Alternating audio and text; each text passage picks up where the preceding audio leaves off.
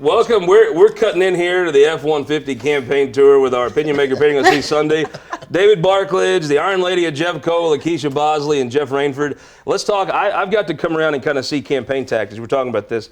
Democrats have handled the COVID very differently. Doug Beck's knocked no doors. Deb Lavender only started knocking doors about a couple weeks ago.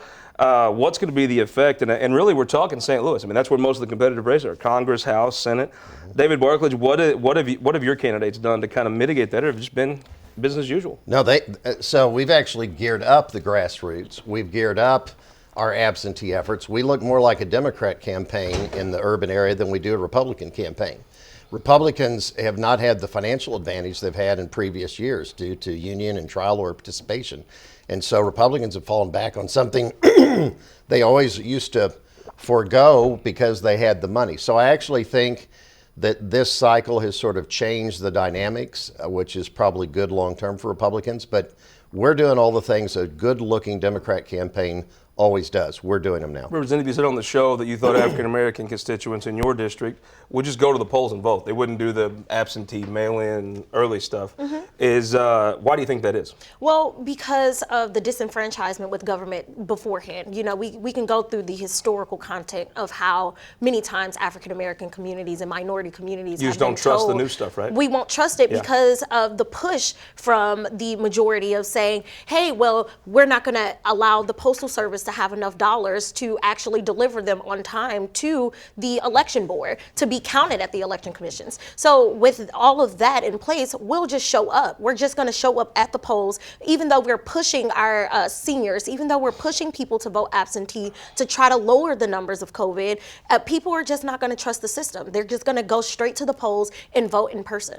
Jeff, remember, are you seeing in West County, St. Louis, where it's the economic edge of the state, it's where a ton of very affluent, college-educated women live and raise their family.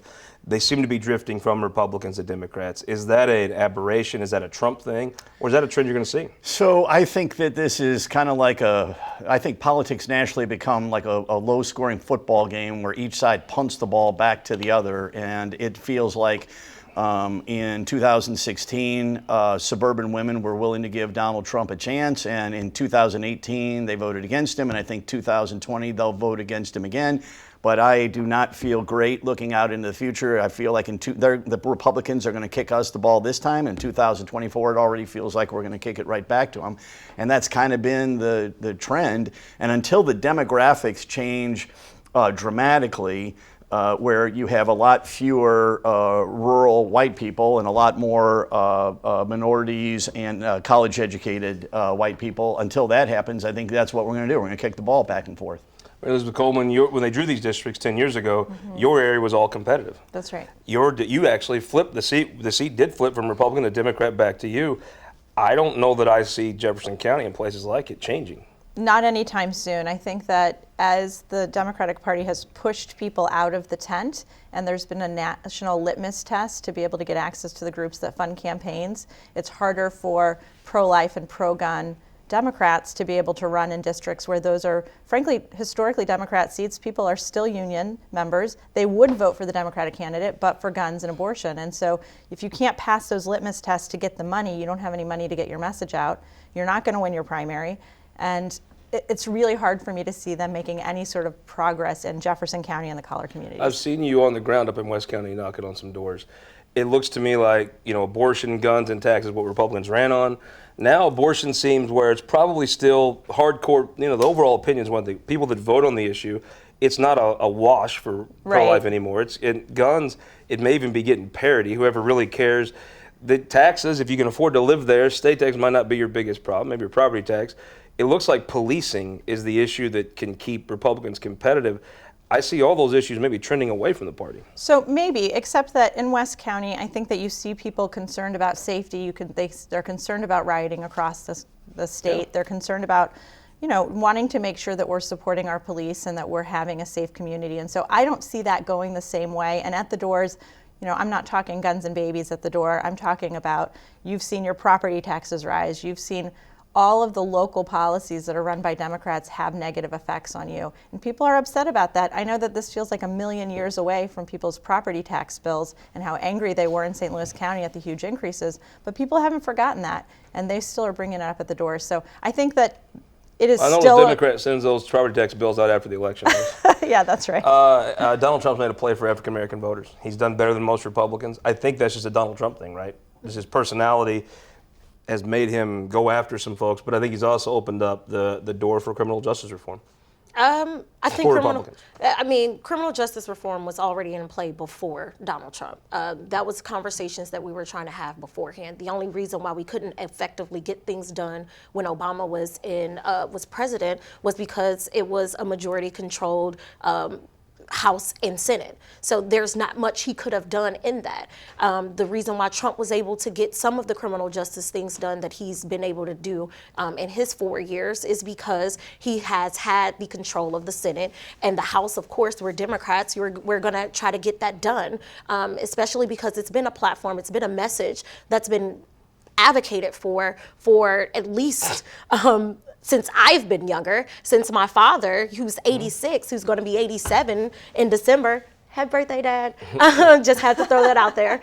But there's a lot to say about that. The fact is that we're still fighting for effective criminal justice reform in the year 2020. This is problematic. We should have been, we could have had these things done beforehand, but we reformed and we changed with the Supreme Court. We changed the Civil Rights Act. We took out the Section 5. There's a lot that goes within that. So if we're going to apply these things and say we're actively going to do something for African Americans and minorities to feel safe in this country, let's actually do that and not let's water it down. Let's not make this a feel-good piece of legislation.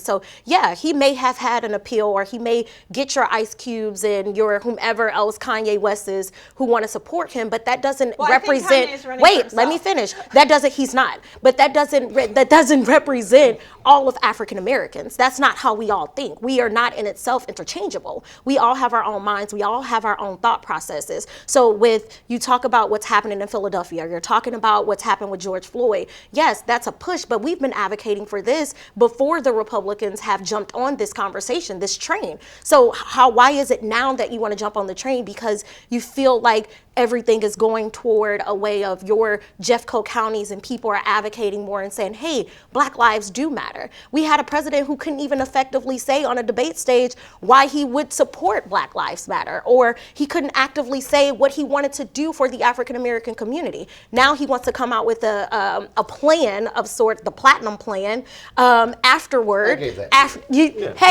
want to come up with the Platinum Plan sorry for after Mary Elizabeth the Coleman and Republicans that conversation. have to debate you on the House floor. I mean, it's Jeff Rainford, tell me somebody's going to come out of this cycle looking good. Last question. Who's going to come out of this? Well, that's a really good question, but I guess I would have to say Kamala Harris, because I think she's going to be our candidate for president in 4 years. Give me somebody on your side of the State House aisle that's going to come out of the cycle looking good. Somebody you're going to hold up and be proud of when this is over. Well, Kamala.